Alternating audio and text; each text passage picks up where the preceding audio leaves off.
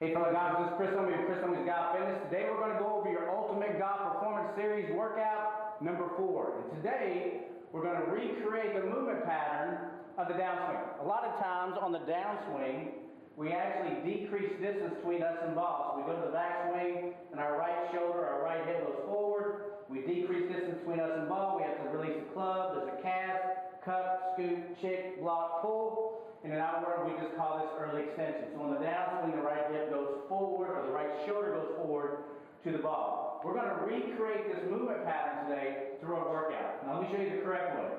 We talked about hip joints versus knee joints, turning down your toe line, seeing right foot, and on the downswing, this right shoulder is going to drive right inside right ankle and push hip 45 degrees back.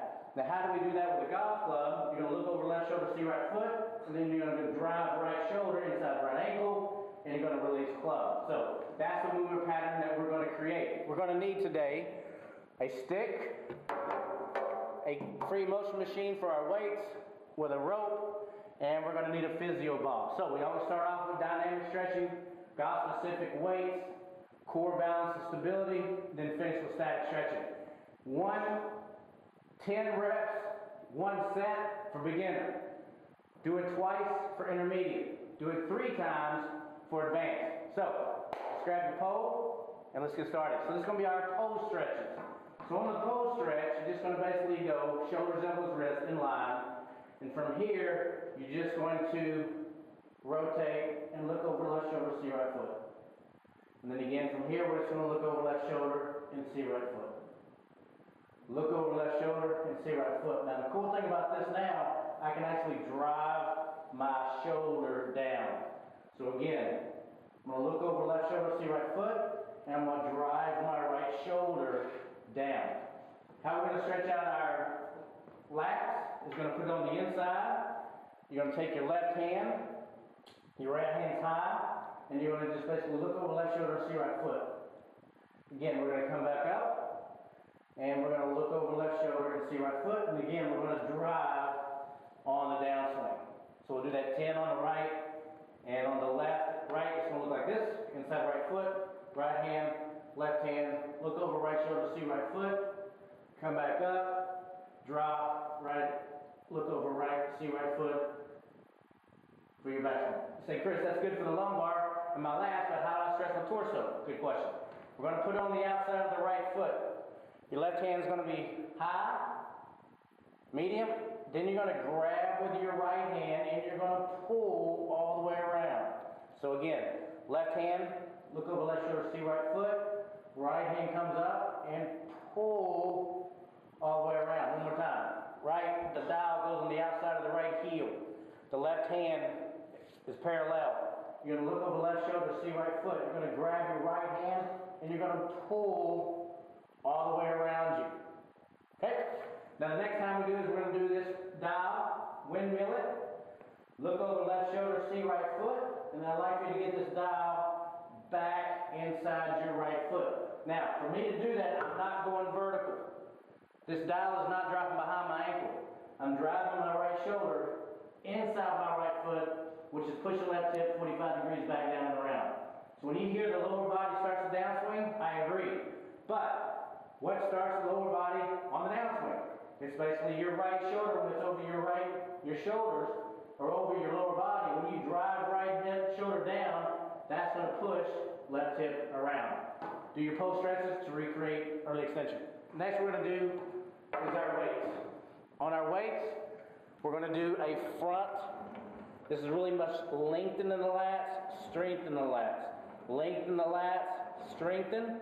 As you can see, I'm hip joints, not knee joints. Lengthen and strengthen. Next one we're going to do is put it in your sternum. Sternum over right. Extend arms. Left hand, right knee.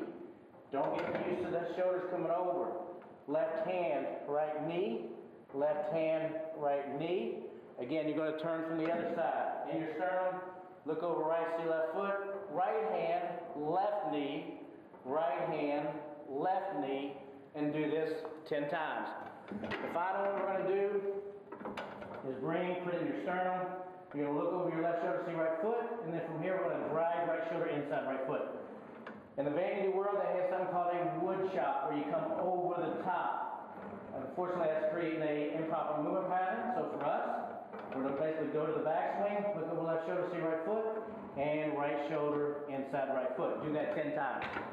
Finally, we're going to come to our core.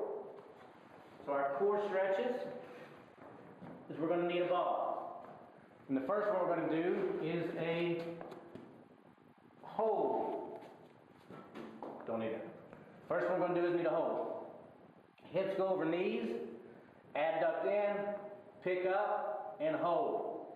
We're going to hold that for about 20 seconds. So again, hold for 20 seconds. The next one, we're going to bring it underneath we're going to go prone, shoulders, elbows, wrist, long arms, and then we're just going to straighten our arm. Hold the right for 20 seconds, and hold the left for 20 seconds. Next, we're going to go into a Russian twist. From here, we're just going to flip around. Roll up underneath neck and shoulders. And we're just going to, from here, you turn with your torso. If you turn with your torso, the ball will move, and the lower body will not move. If you turn with your lumbar, of course, everything's going to move. So, we turn with our torso, and try to get all the way around on that shoulder. All the way around on the shoulder. Of course, 10 to the right, 10 to the left. From here, go underneath neck and shoulders, fire hips up, extend left leg, hold that for 10 seconds. And of course, you're going to hold the right leg up for 10 seconds. That's your core. Let's go to static stretching.